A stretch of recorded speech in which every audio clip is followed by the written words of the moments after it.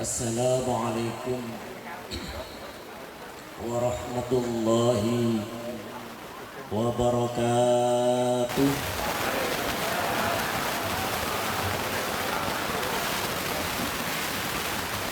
Bismillahirrahmanirrahim. Bismillahirrahmanirrahim. La yasuqul khaira illallah. Bismillahi ma sya'allah. La yasrifu su'a illallah. Bismillahi ma sya'allah. Ma kana min ni'matin faminallah. Bismillahi ma sya'allah. La hawla wa la quwwata illa billah. Alhamdulillah wassalatu wassalamu ala rasulillah wa ala alihi wa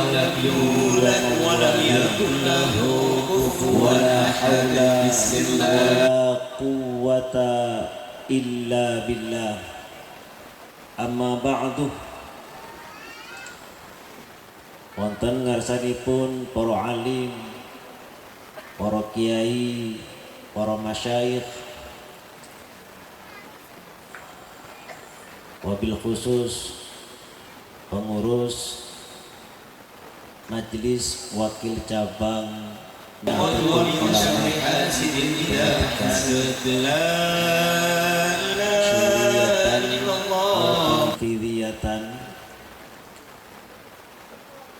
pengurus ranting NU se-MWC Pengatekan, pengurus pimpinan anak cabang Muslimat, Fatayat, Ansor, Ibnu, IPPNU,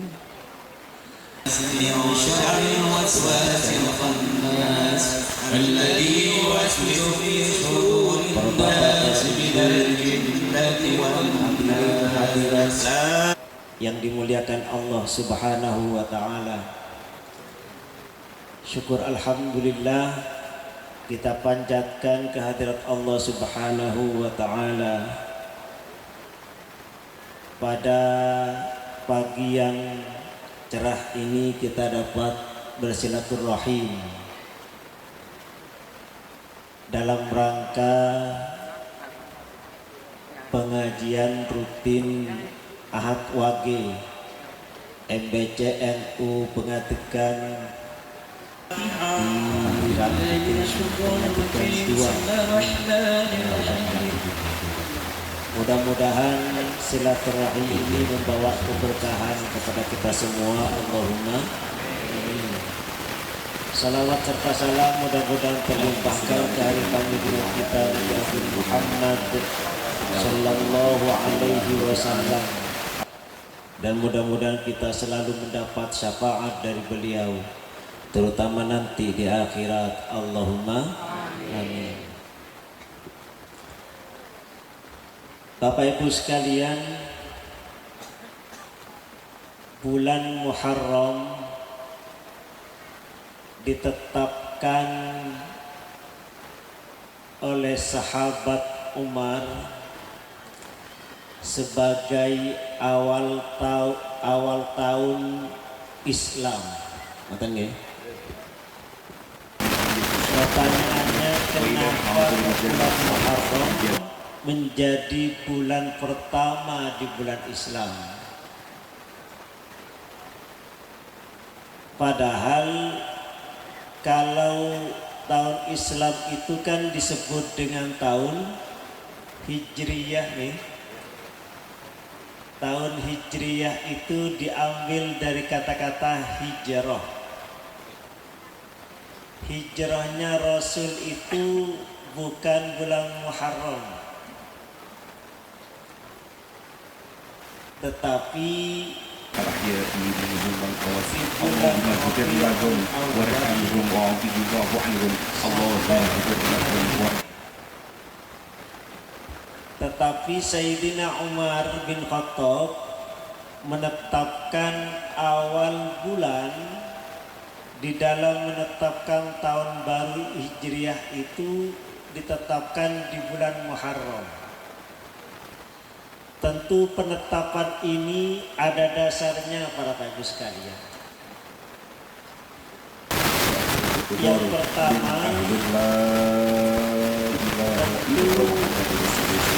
berdasarkan ayat Allah Subhanahu wa taala, Allah ngendikan bahwa dalam setahun itu wonten kaliwelas sasi Ithna asyara syahran fi kitabillahi minha arba'atun hurum. Di antara 12 bulan itu ada 4 bulan yang dimuliakan oleh Allah Subhanahu wa ta'ala. Apa saja yang 4 bulan itu? Banyak pendapat, tetapi pendapat yang kuat 4 bulan yang dimuliakan itu, pertama adalah Dzulqa'dah, yang kedua adalah Dzulhijjah, yang ketiga adalah Muharram, yang keempat adalah Rajab. Khusus untuk Muharram, kenapa Muharram dimuliakan oleh Allah? Dibuktikan karena banyak peristiwa-peristiwa besar yang terjadi mulai dari Nabiullah Adam alaihissalam sampai Nabiullah Muhammad sallallahu alaihi wasallam, itu terjadi pada bulan Muharram. Yang aneh lagi para Bapak sekalian, semua kejadian itu terjadi pada tanggal 10 Muharram. Nah, tanggal 10 itu dalam bahasa Arab disebut dengan Asyarah. Hari ke-10 bahasa Arabnya Asyura, sehingga oleh orang-orang Jawa dulu bulan Muharram disebut dengan bulan Suro. Diambil dari kata-kata Asyura, hari yang ke-10. Pertanyaannya begini, kenapa nenek moyang kita itu menamakan bulan ini dengan bulan Suro? Tentu ada yang istimewa.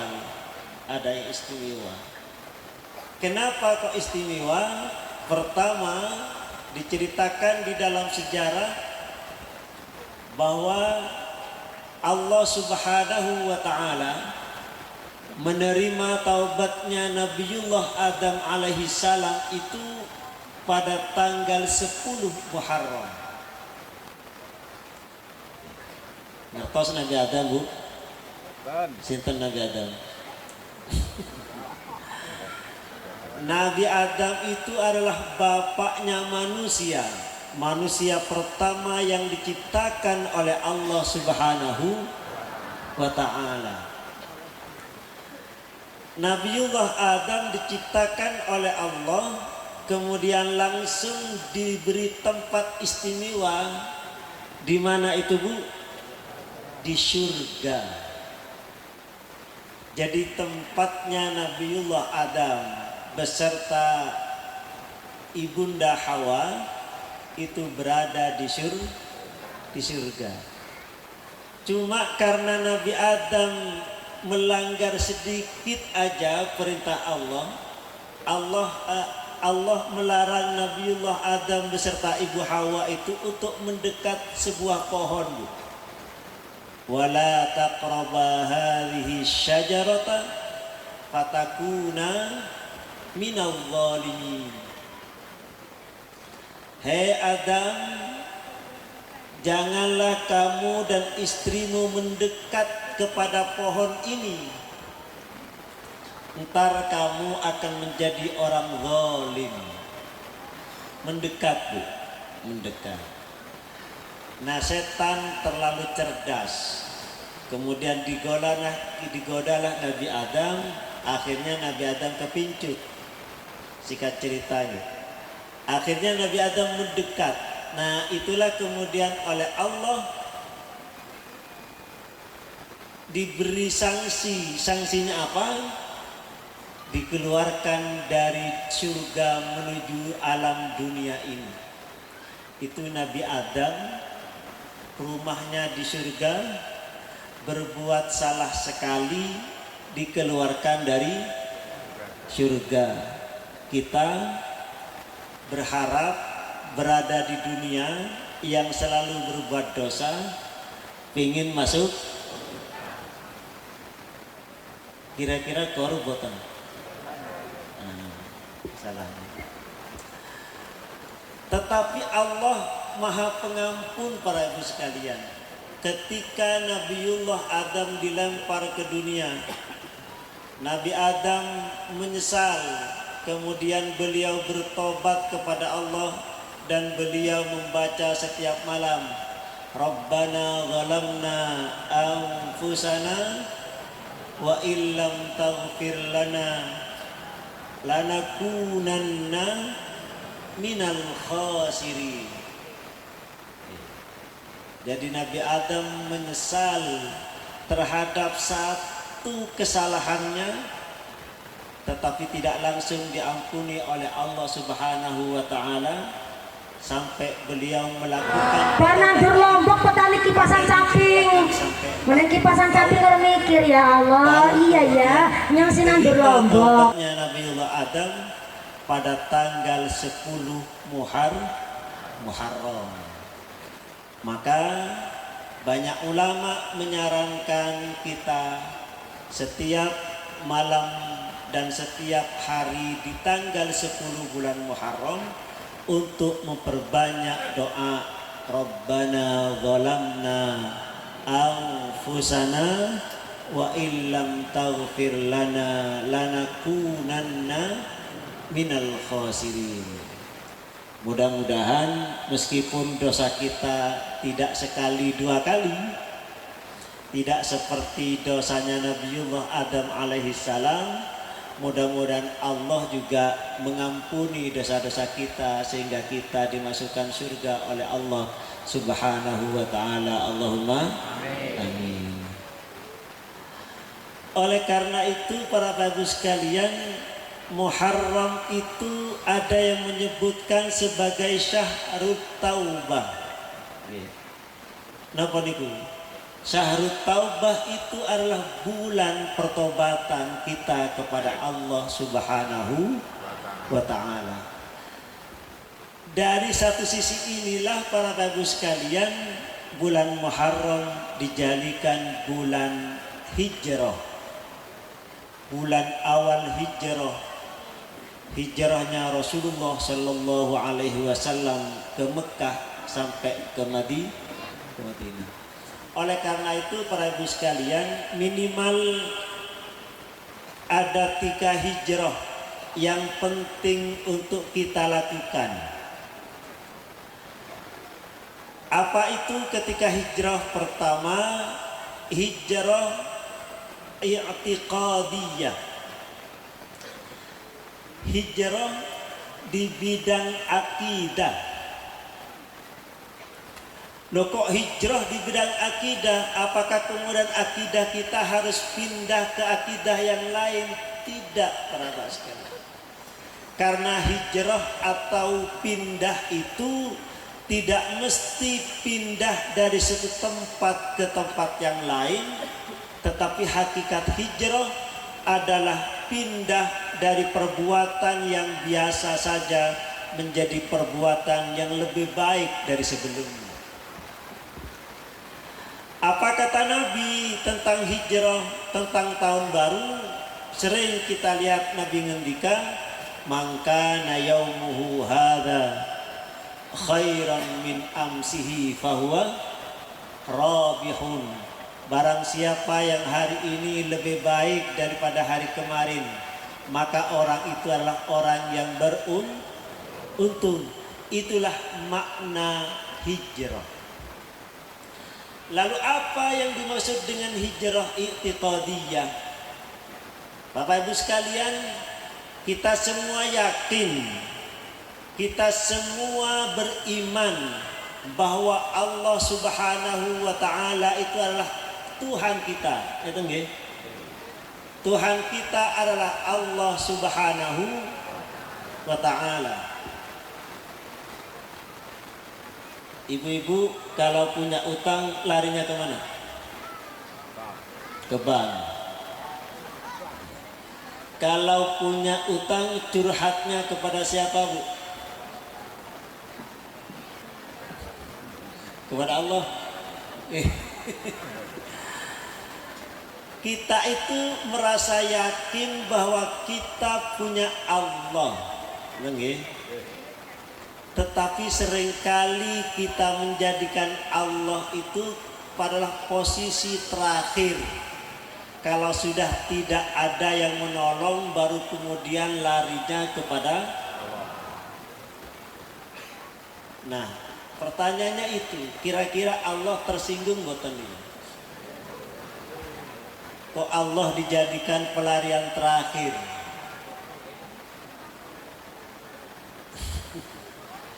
Saya selalu membandingkan begini para sekalian. Dulu ketika Ahok itu dibully orang se-Indonesia gara-gara katanya melecehkan Al-Maidah ayat pinten niku. Itu kan heboh nih. Oh, Ahok melecehkan Al-Qur'an. Nah, pertanyaannya begini, apakah kita selama ini tidak melecehkan Al-Qur'an? Contoh, jenengan hafal ibu-ibu sekalian kulhu? Napa kulhu niku? Surat Al-Ikhlas. Qul huwallahu ahad, Allahus samad. Qul, katakanlah Allah itu Allahus samad. Allah itu as-samad. Napa as-samad? Dalam Al-Quran itu terjemahannya itu disebutkan begini Bapak Ibu sekalian. Allah itu satu-satunya tempat bergantung, satu-satunya tempat berlindung, satu-satunya tempat mengadu. Nah, jenengan kalau mengadu kepada siapa dulu? Nah, kira-kira Allah dilecehkan boten niku? Selalu baca Al-Ikhlas, tetapi pengaduan pertama bukan Allah. Nah, itu masalahnya. Masalahnya di situ para ibu sekalian.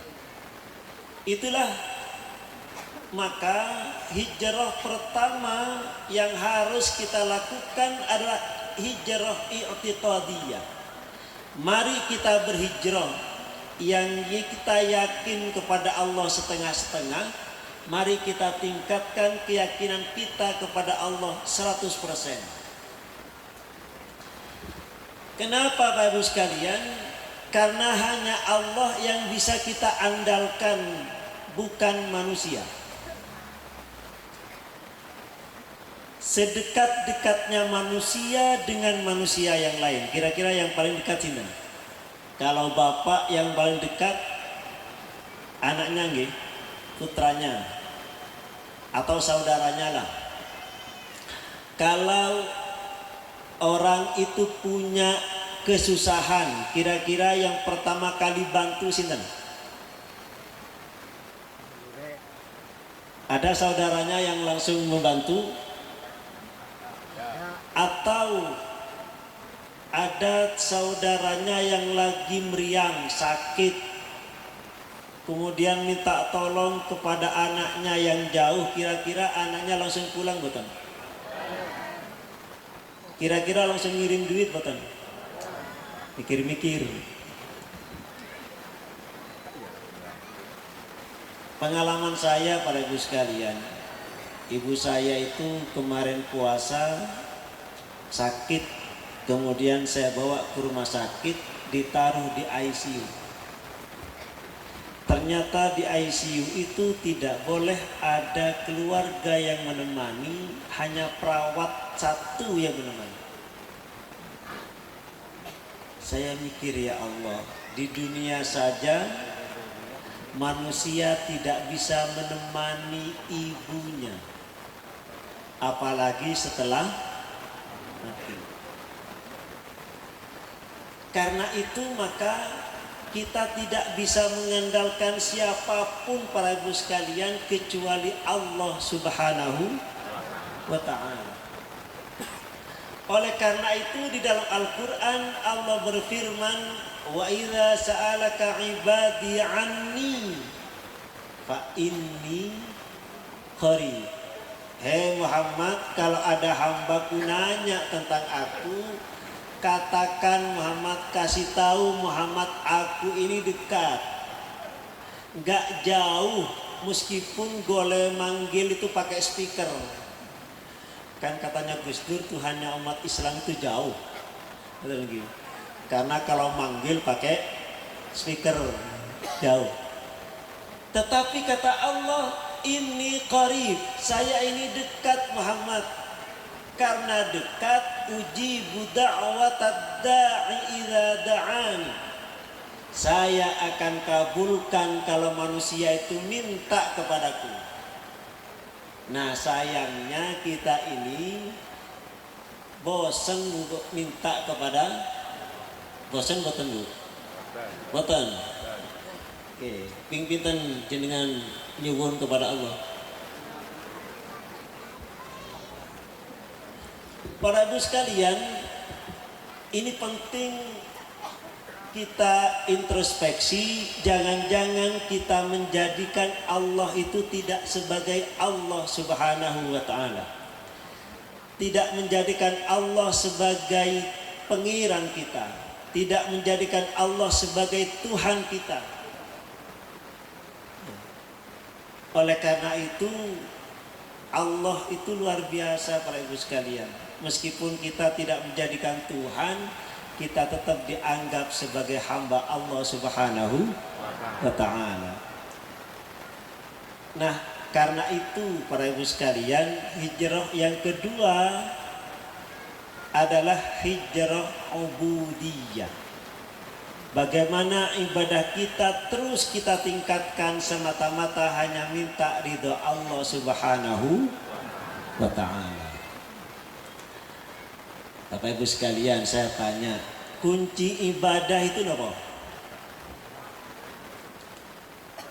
Kunci ibadah itu adalah lillahi ta'ala.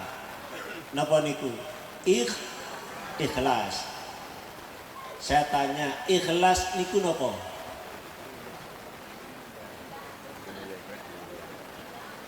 Ikhlas niku napa?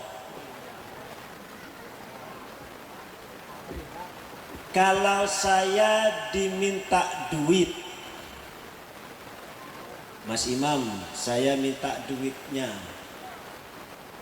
Kemudian saya bilang, mungkin anak Lombok ini jasa gimana kabar senandur-nandur petani jebule kabeh rahmat ridhone saking jenengan ya Allah.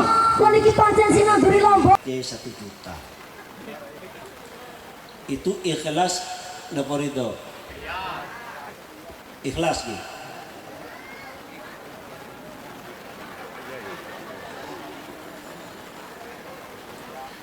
Beda dengan apa bedanya dengan begini Bu?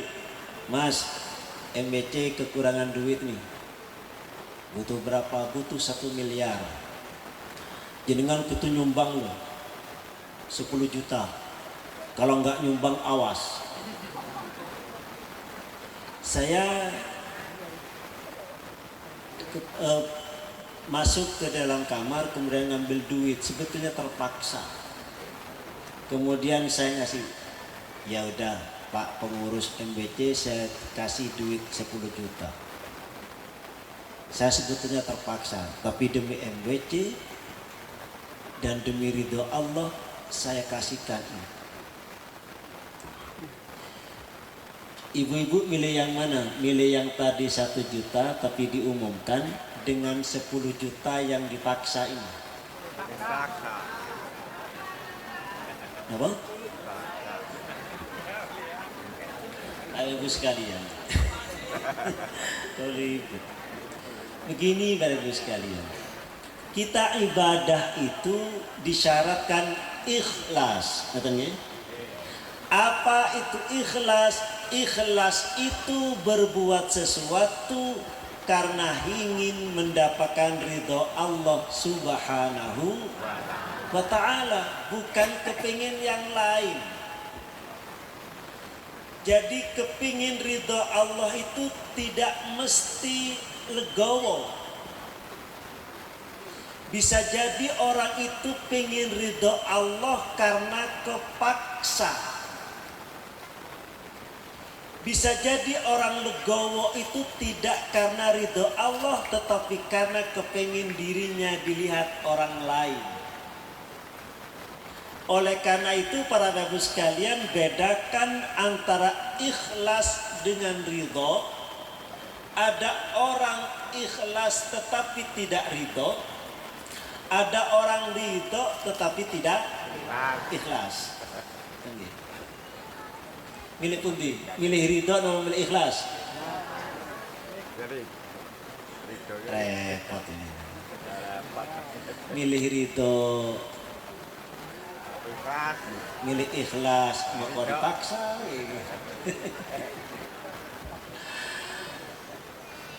Kenapa kok saya bahas ini? Karena kita itu selalu ibadah tidak karena Allah. Kalau saya punya rumus begini para ibu sekalian, oke lah, kita karena Allah itu kan sulit gitu. Ridho ikhlas itu menurut saya para ibu sekalian adalah kita berbuat sesuatu karena kita sendiri yang butuh. Kita sholat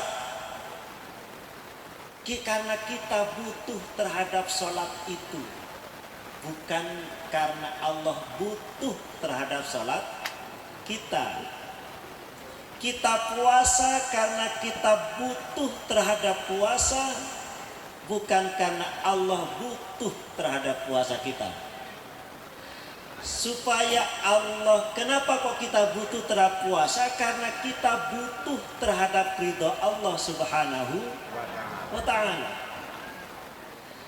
Kita nyumbang tanah MBC itu karena kita butuh terhadap ridho Allah dengan cara menyumbang itu. Bukan MBC yang butuh kepada kita gitu. Jadi MBC itu sebetulnya tidak butuh kepada kita, tetapi kita butuh kepada MBC.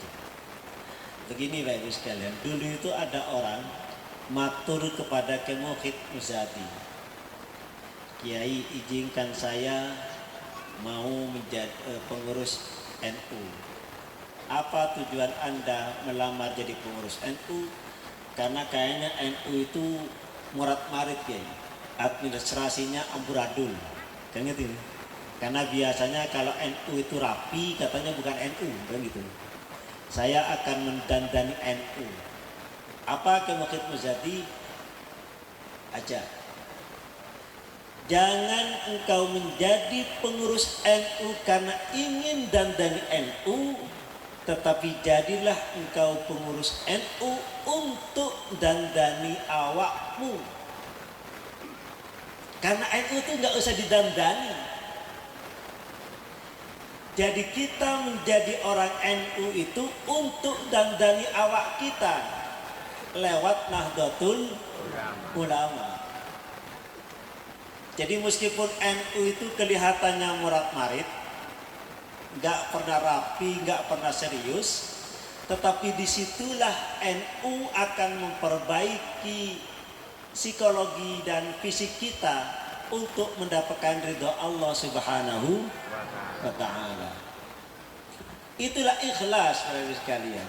Jadi ikhlas itu adalah orang yang berbuat sesuatu karena hanya berharap ridho Allah Subhanahu wa ta'ala. Oleh karena itu ikhlas itu boleh dipaksa. Maka ada doa katanya Allahumma paksa, ya Allah paksakan. Karena kalau tidak dipaksa nggak mungkin. Para kiai ini saya yakin tidak ada yang senang sholat.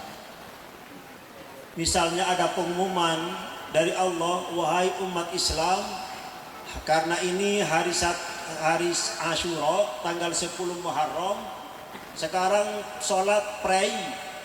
Saya yakin kiai-kiai juga mau pray. Karena pada dasarnya kalau tidak ada kewajiban, siapa yang mau sholat? Bapak Ibu sekalian, misalnya bulan tahun ini puasa Ramadan, pray nggak usah puasa. Yang paling seneng ya. Tetapi karena memang itu pemaksaan, karena kewajiban itu para ibu sekalian lah untuk memaksa. Maka umat Islam itu disebut di dalam kitab dengan sebutan mukallaf, orang yang dipaksa untuk ikut aturan Allah Subhanahu wa ta'ala. Mukallaf itu dipaksa dengan aturan-aturan syariat. Oleh karena itu, bukan karena keterpaksaan itu, tetapi bagaimana keterpaksaan itu dilakukan hanya berharap ridho Allah Subhanahu wa ta'ala. Bapak Ibu sekalian, kira-kira ibu-ibu sekalian ini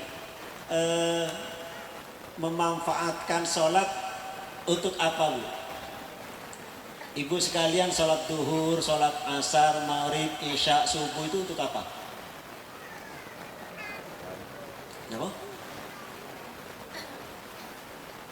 Kira-kira bapak-bapak seneng lama utut apa seneng lama sujud?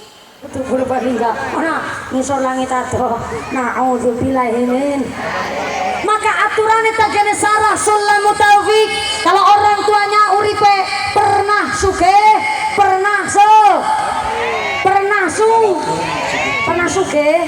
nanti wafat sedane belum berangkat haji, ketika ahli warisnya membagi bagian warisan Mematikan Ibu sekalian. Ya. Kan ada di kawan tuh ngerokok utut bisa. Tapi fakta mengatakan bahwa orang yang merokok itu rata-rata umurnya lama. Bener sekalian. Saya baca Iker Casillas nih, kiper Real Madrid itu kan olahragawan, nggak ngerokok. Tetapi usia 40 tahun pray jadi pesepak bola. Kenapa? Mungkin karena rautu. Marquis Kido olahragawan bulu tangkis itu meninggal usia 36. Rudi Hartono tidak pernah utut, itu juga umur 40 tahun, beliau operasi jantung. Tetapi ada orang tertua di Jawa namanya Mbah Goto di Solo itu usianya 146.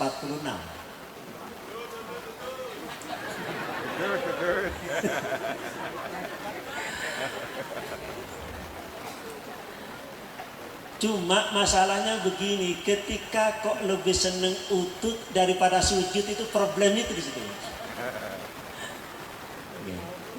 Kenapa kok lebih senang utut daripada sujud? Pertama, mungkin analisanya begini para ibu sekalian. Sujud itu tidak pernah dimaknai lebih selain sekedar hanya perbuatan rukun di dalam sholat. Sehingga ketika sholat kemudian kita sujud, ya sudah selesai. Padahal Rasulullah Sallallahu Alaihi Wasallam ngendika, aqrabu ma yakunu bihil abadu wa huwa sajidun. Aqrabu ma yakunul abdu inda rabbih wa huwa sajidun. Paling dekatnya hamba kepada Allah itu adalah ketika sujud. Kayaknya potongannya nggak ngandel kaki. Kata Nabi itu posisi kita paling dekat dengan Allah itu ketika sujud. Bukan ketika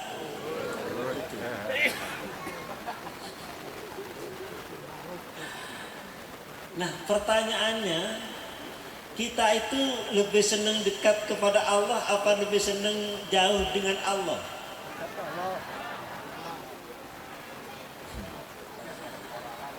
Kalau dekat dengan orang yang kita senangi, kira-kira apa yang kita lakukan?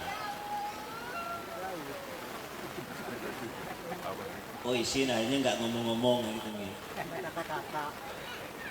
Kalau mau matur kepada kiai, itu kira-kira dari jauhan apa ketika dekat?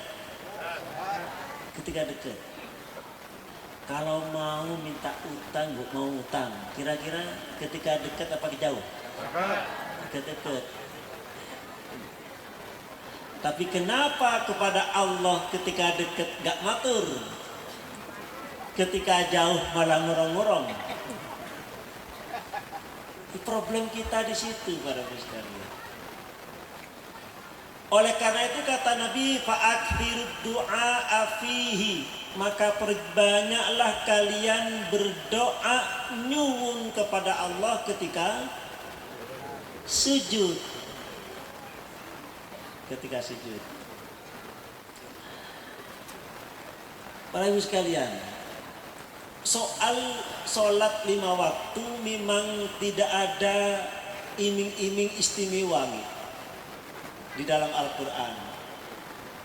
Paling-paling di dalam Al-Quran, sholatlah kamu maka engkau akan dijauhkan dari perkara keji dan perkara mungkar. Tetapi ada di Al-Quran para ibu sekalian yang istimewa,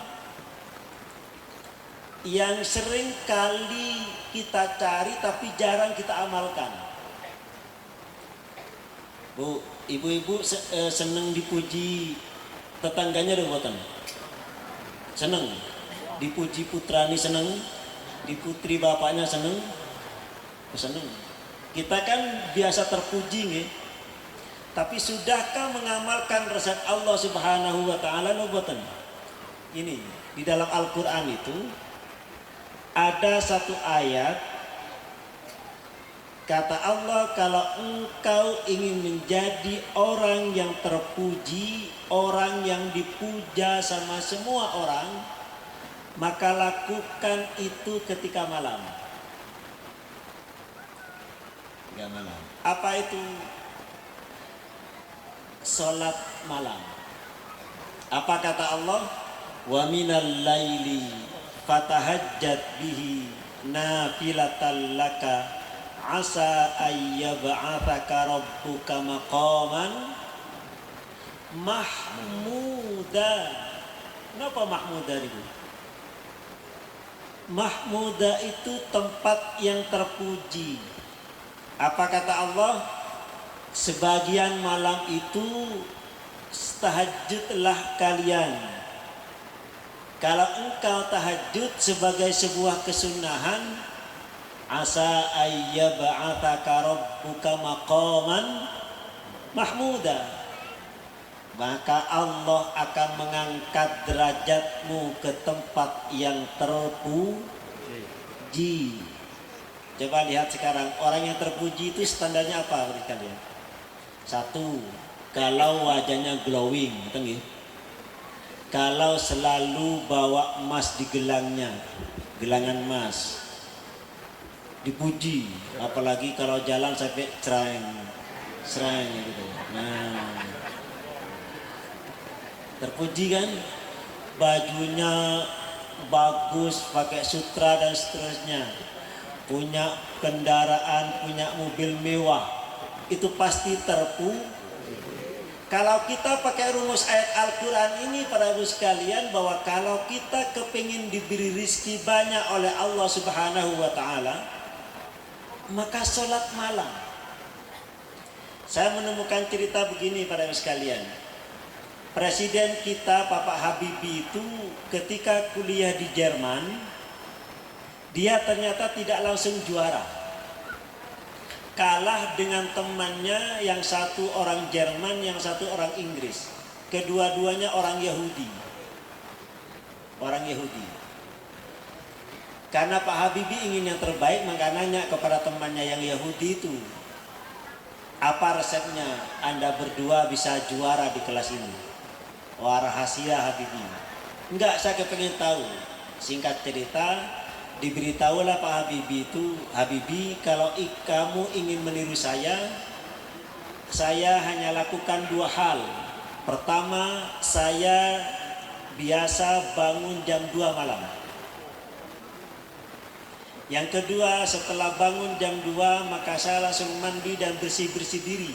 Baru setelah itu belajar. Habibie takjub para sekalian, itu kan ajaran agama saya. Maka apa yang dilakukan oleh Pak Habibie? Habibie bangun jam 2, kemudian mandi, bersih-bersih diri, kemudian beliau sholat tahajud.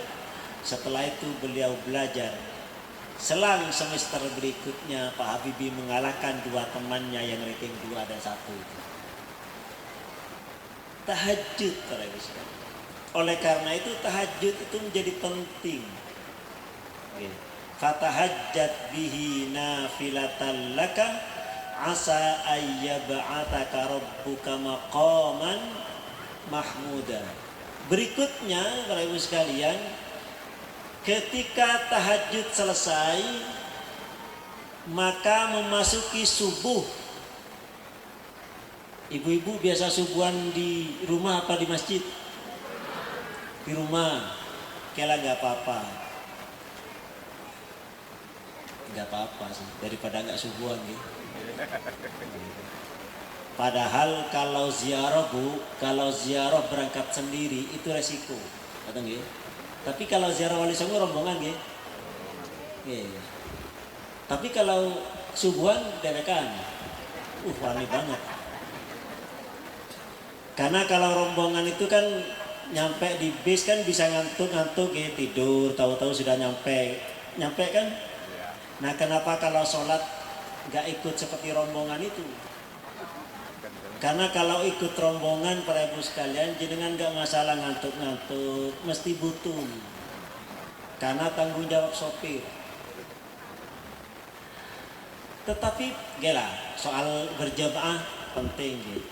Tapi ada satu amalan para ibu sekalian, kata Nabi itu pernah didatangi seorang ibu-ibu. Kenapa saya menang ibu-ibu terus?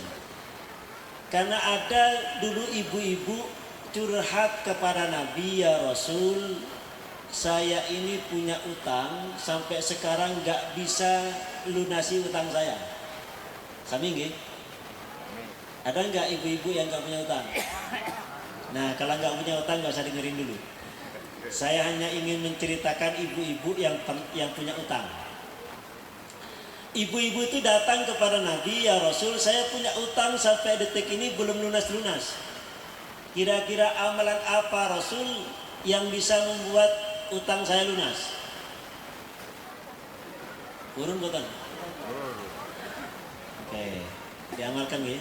Kata Nabi begini, Bapak sekalian, Ibu, nanti kalau masuk waktu subuh segera wudunya dengan sempurna.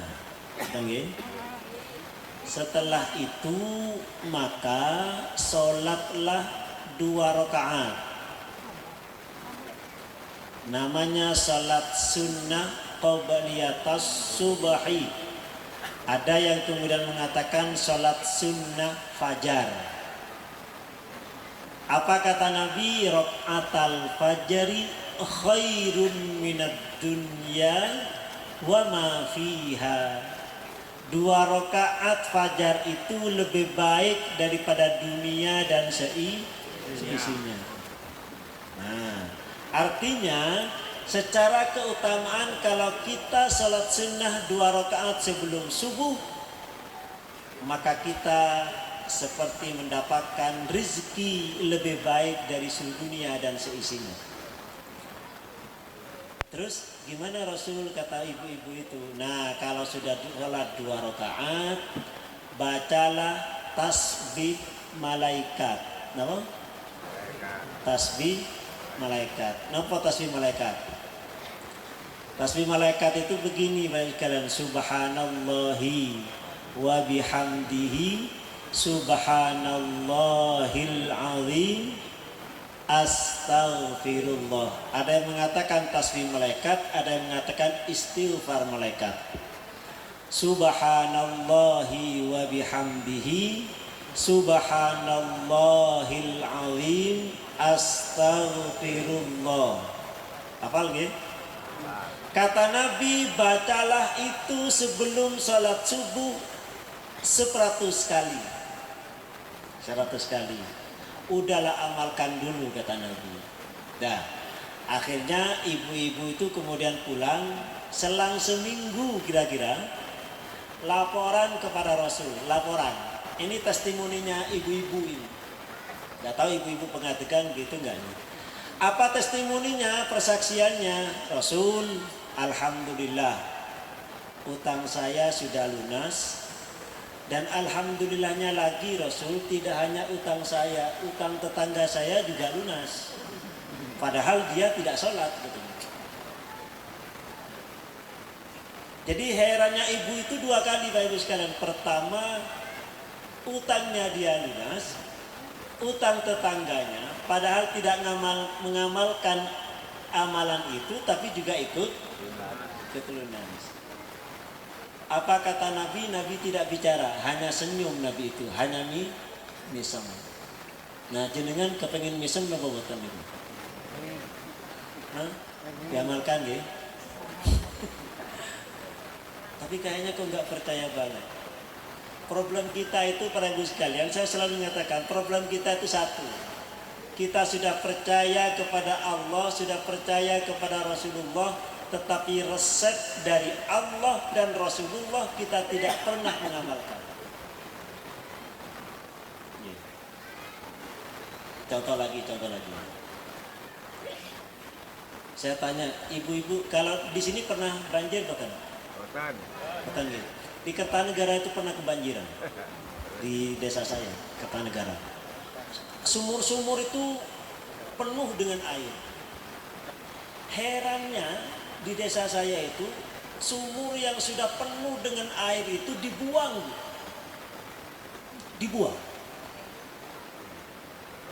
Itu dipakai apa? Pakai penyedot air itu. dibuang habis, dibuang. Saya tanya, Pak, kenapa kok dibuang? Karena kotor, Mas. Lah terus kalau dibuang kan habis airnya. Apa jawabannya? Nanti akan mengalir air yang bersih. Saya tanya, dasarnya apa kok dengan yakin? Gak ada dasarnya. Tapi kok yakin banget sih, kenapa? Ya karena biasanya begitu. Nah, saya tanya, jenengan kalau punya duit banyak dihabiskan dikasih orang nggak?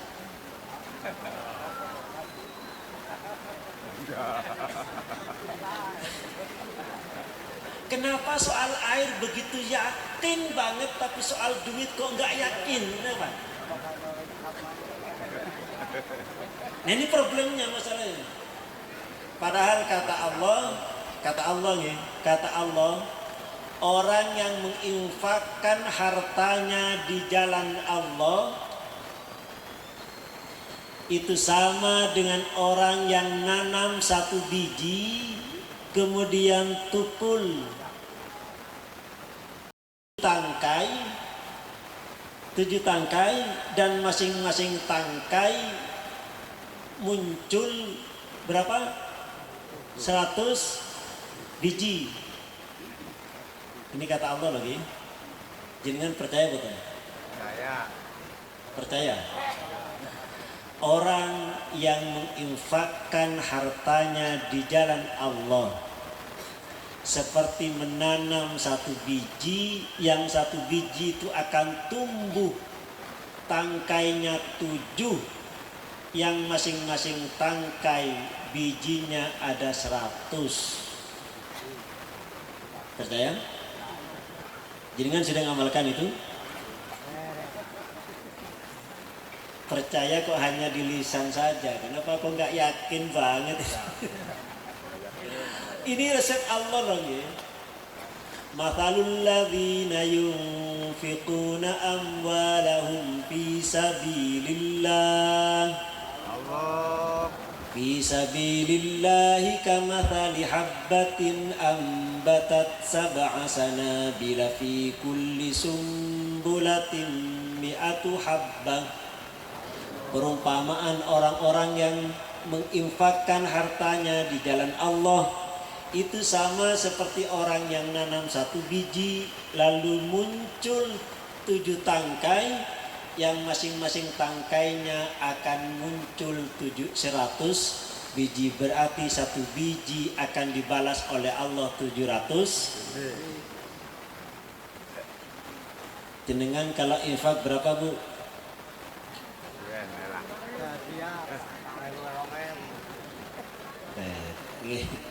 Bu tanya lagi, kalau jenengan ke pasar itu nyangu berapa, Bu? Ya, kalau nyangu 1.000 kurang buatan?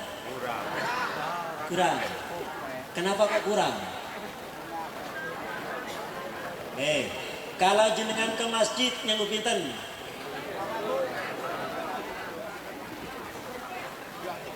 Ya Allah. Padahal kata Nabi, pasar itu katanya tempat yang paling jelek. Syarorul biqa sawa'iquha. Tempat yang paling jelek itu adalah pasar. Wa khairul biqa masajiduha.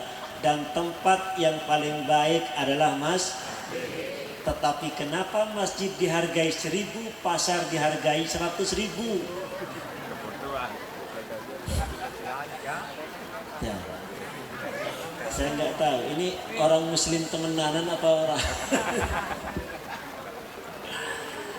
Nabi mengagungkan masjid, tempat yang paling baik, tetapi tempat yang paling baik orang pengadegan ngargai 1.000. Sementara tempat yang paling jelek dihargai 100. Bagaimana kita dapat 700 tangkai tadi, 700 biji dari Allah? Nah, karena itu para ibu sekalian, sebetulnya di dalam Al-Quran itu sudah ada resep, ada resep bagaimana kita itu bisa menjadi orang yang terpuji satu. Bagaimana kita itu bisa menjadi orang yang sugih. Orang yang hartanya banyak. Itu ada di dalam Al-Quran. Yang kedua, supaya kita tidak menyesal nanti di akhirat.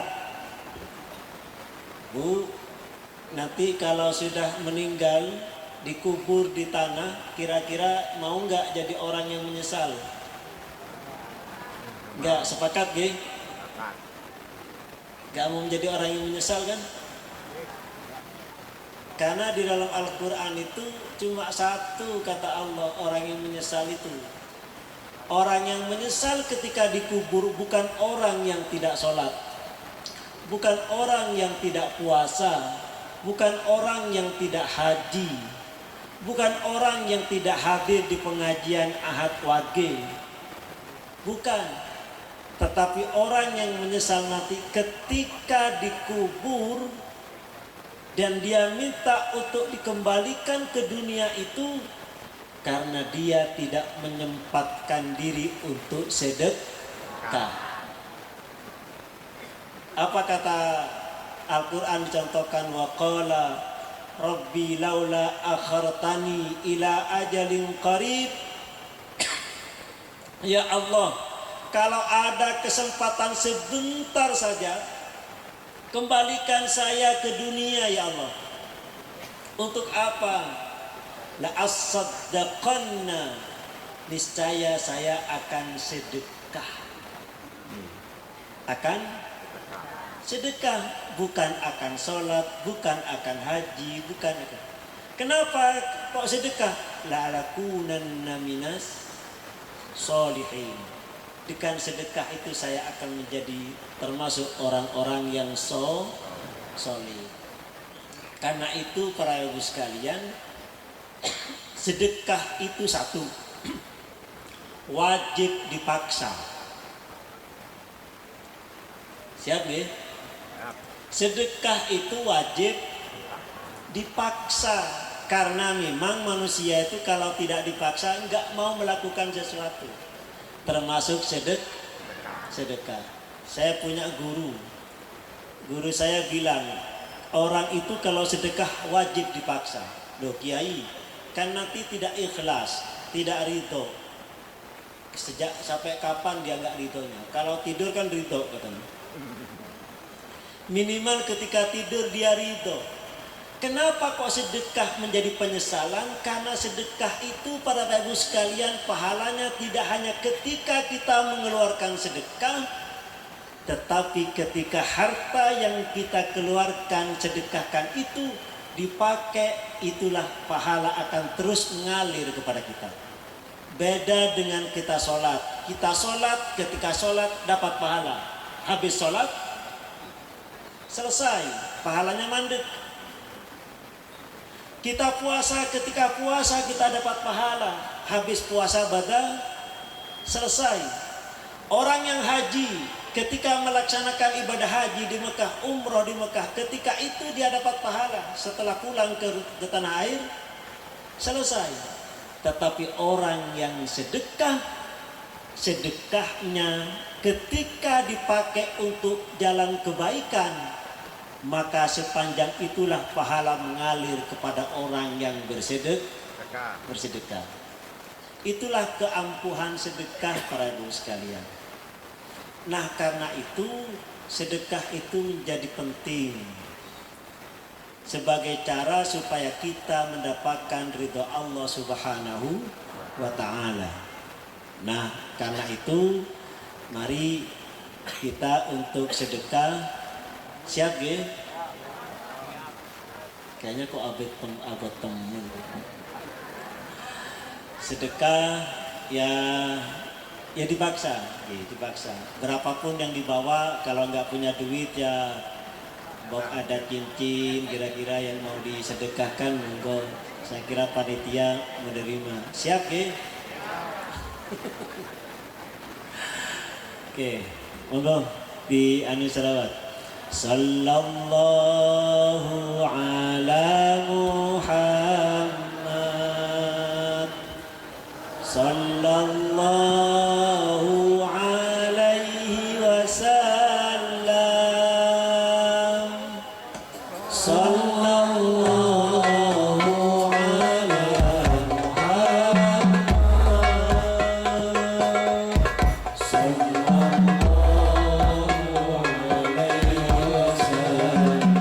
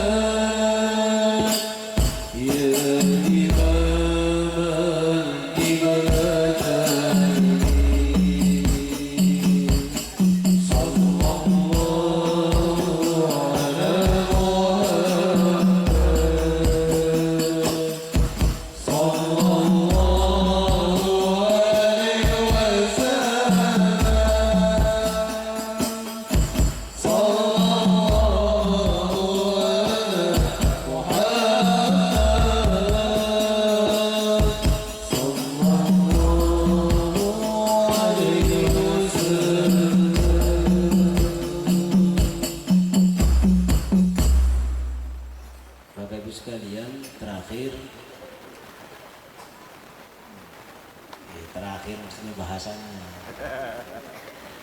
Bapak Ibu sekalian, ada ayat Al-Quran, wabtaghi fima atakallahu daral akhirata.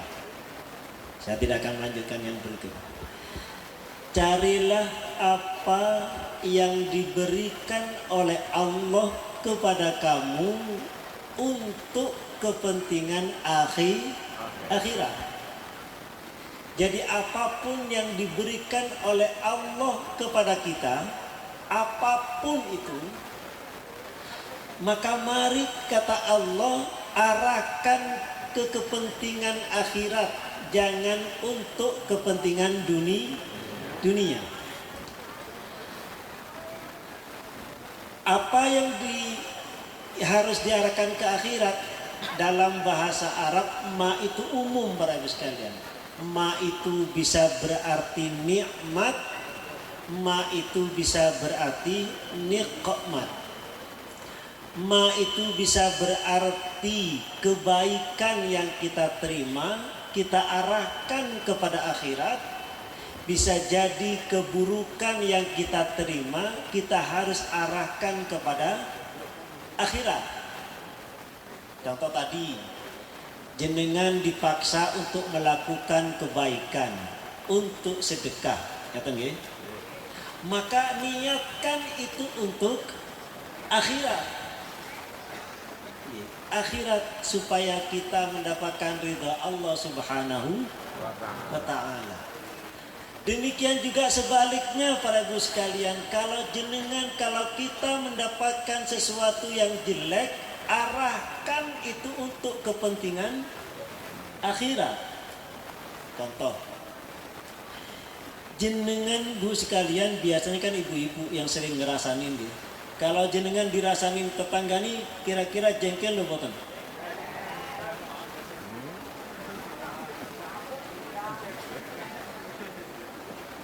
Ya, kok bisa?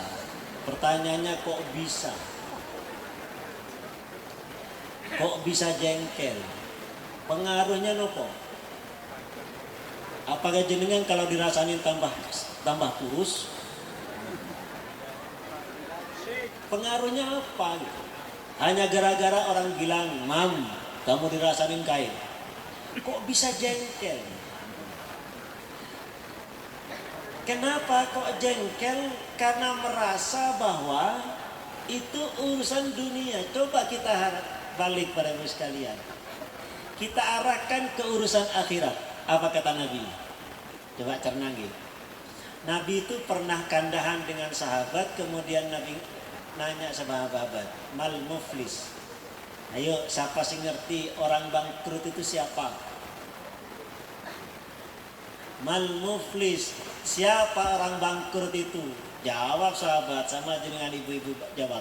Orang bangkrut itu Rasul, orang yang dagang punya harta, ternyata hartanya habis. Itu bangkrut, gak laku, rugi, bangkrut. Bukan, kata Rasul. Orang yang bangkrut itu adalah orang yang gagah dengan pahala ibadahnya. Dia punya pahala sholat banyak, dia punya pahala zakat banyak, dia punya pahala puasa banyak. Tetapi karena dia habis sholat selalu ngerasain tetangganya, dia ketika puasa-puasa sore-sore manggon ke tetangganya, ngerasain tetangganya. Dia melakukan ibadah haji, habis kaji kemudian apa kata Nabi? Kebaikannya yang dia lakukan itu diberikan kepada orang yang dia rasa. Nah, kira-kira kepenak orang yang ngerasain apa yang dirasain, Bu? Ya, kenapa kok jenengan jengkel? Kenapa sih?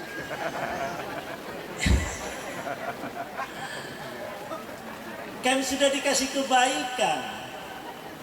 Nah, ini para ibu sekalian. Kalau kita mengetahui resep ini, sebetulnya alhamdulillah saya dirasani. Kan ya kan? Imam Syafi'i itu pernah dilaporin oleh muridnya, Syekh, ada orang-orang kampung ngerasa jenengan. Apa kata Imam Syafi'i? Alhamdulillah. Loh, kenapa alhamdulillah? Berarti dia tidak berani pada saya. Karena dia ngomongin aku di belakang saya. Jadi dianggap sesuatu itu punya manfaat. Meskipun ketika dipikir secara akal itu nyakitin kita.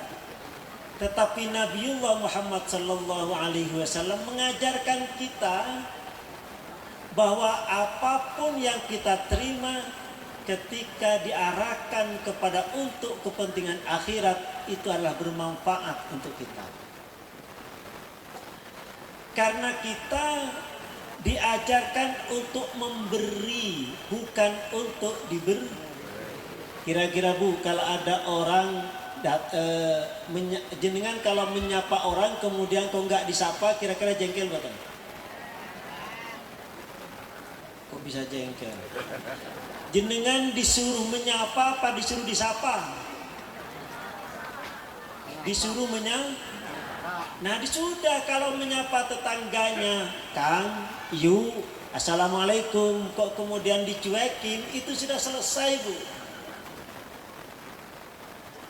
Gak usah minta untuk disauti. Kenapa? Karena kita ini diperintah untuk memberi, untuk mengucapkan salam, bukan untuk dijawab salam kita. Problemnya adalah ketika kita memberi, kok kemudian dia tidak memberi, kita jengkel.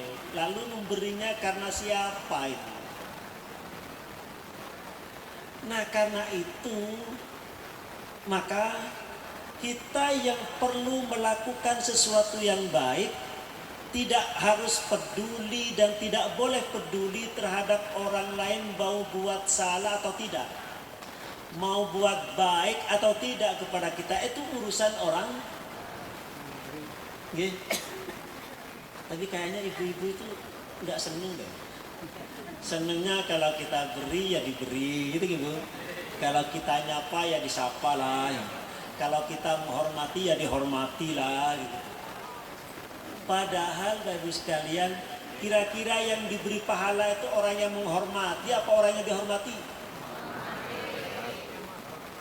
Orang yang diberi pahala oleh Allah itu orang yang memberi apa orang yang diberi? Kenapa kok jenengan kepengen diberi? Nah masalahnya di sini, kita lebih senang pemberian daripada orang, daripada manusia, ketimbang pemberian dari Allah Subhanahu wa Ta'ala. Karena itu kata Allah, wa amma bi ni'mati rabbika fahaddith. Terhadap nikmat Tuhanmu harusnya engkau kandahkan, bicarakan. Dengan Bu, kalau curhat sama tetangganya, curhat sakitnya apa sehatnya?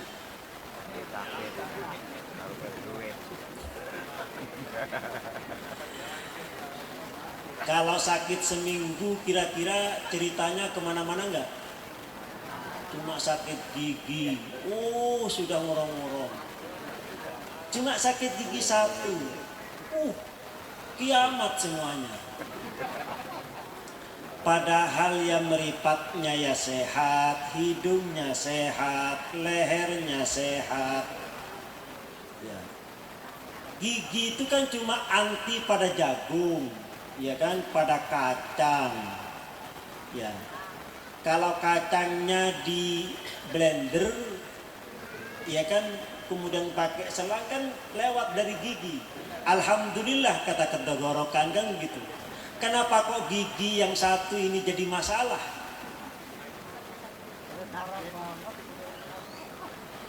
Bu, jenengan ada yang ikut arisan nggak? Banyak gitu. Tetangga saya itu ikut arisan. Satu ketika dia lara untu, sakit gigi. Ditanya sama tetangganya, "Yu, mengkat arisan lara?" "Ora lah, lagi lara untu kok." "Utu apa ora?" "Utu lah, titik." "Damu kok angger oleh ke priwe?" "Lah ora lah." "Oleh-oleh apa? Lara utu kok." Kemudian berangkatlah tetangganya itu ke tempat arisan. Diundi, ternyata dia dapat. Diteleponlah dia, "Yu, kok temenan ini oleh ora dijukut?" "Ora lah, lara untuk kok ora mikir arisan." Katanya. "Kita menanan Yu, oli." Pertanyaannya jenengan, kira-kira dijukut berapa batang? Terus sakit giginya gimana?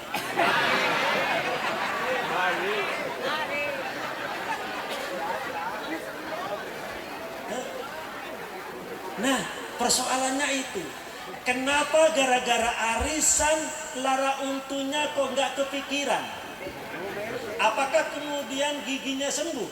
Tidak. Tapi karena perhatian kita ada pada rezeki yang ada, maka hilang sakit yang ada ini. Itulah para ibu sekalian ketika Allah ngendika wa amma bi ni'mati rabbika fahaddits. Nikmat Allah yang harus dicari.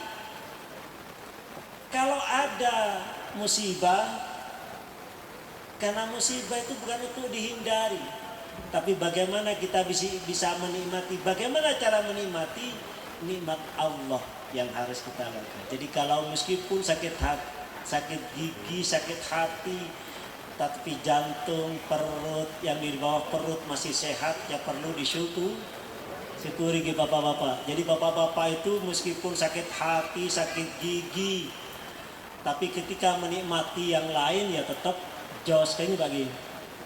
Ya malam Jumat larang untuk ya masalah kan begitu.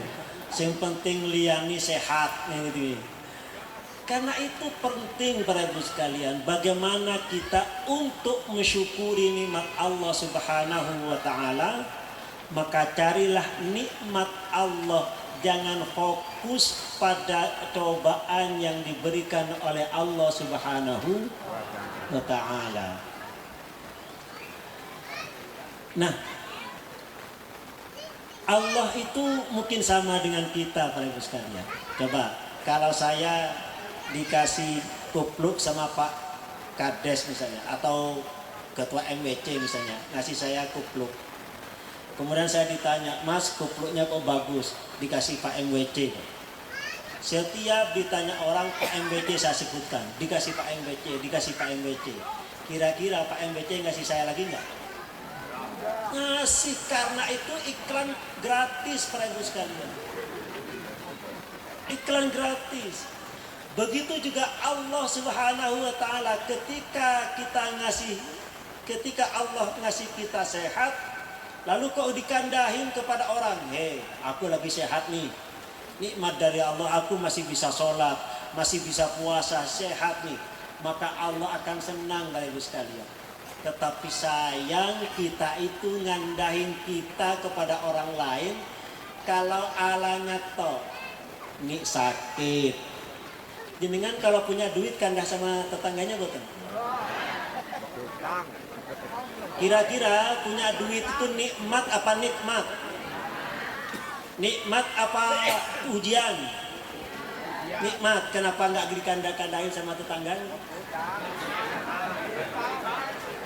Nah itu karena nggak percaya kepada Allah Subhanahu. Kata Allah, la in syakartum la azidannakum. Kalau kalian bersyukur, berterima kasih kepadaku, kata Allah, apa bukti berterima kasihnya? Nikmat dari aku itu kamu kandah-kandahna kepada tetanggamu.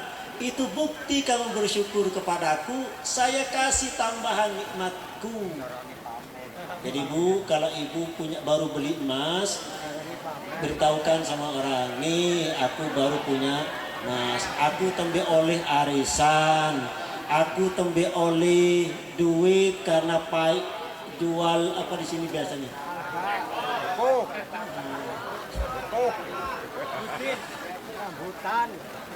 Jangan kalau punya utang dikandah-kandahna, ya lagi sakit dikandah-kandahna. Allah itu tersinggung Bapak Ibu sekalian. Hanya sakit seminggu aja boleh ngomong, ya Allah memberah-memberah. Bertahun-tahun sehat itu kok nggak dikandahin, kenapa? Oke. Setahun 2 tahun stroke juga ngeluh. Umurnya berapa? 60. Berarti kalau stroke-nya setahun kan sehatnya berapa? 59 tahun. Kok gak dikandah-kandahnya kepada orang? Kenapa stroke-nya yang menjadi topik pembicaraan? Itu masalahnya para ibu sekalian. Kita itu selalu melihat Allah dari kejelekannya. Karena terlalu bertauhid, khairuhu wa syarruhu minallah, jelek dan baik itu dari Allah. Yang dari Allah yang jelek yang dikandah-kandahnya ini apike Nah, masalahnya di situ.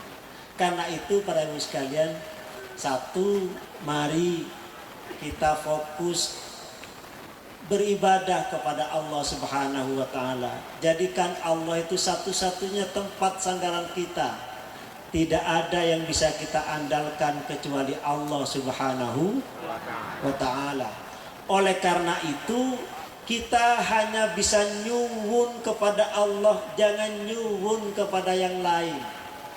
Ya, siap ya? Jadi kalau kita punya sesuatu, curhatkan kepada Allah melalui sholat, melalui wirid dan seterusnya.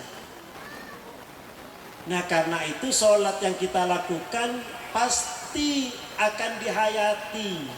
Karena ketika kita sholat, disitulah kesempatan kita untuk bermesraan dengan Allah Subhanahu wa ta'ala.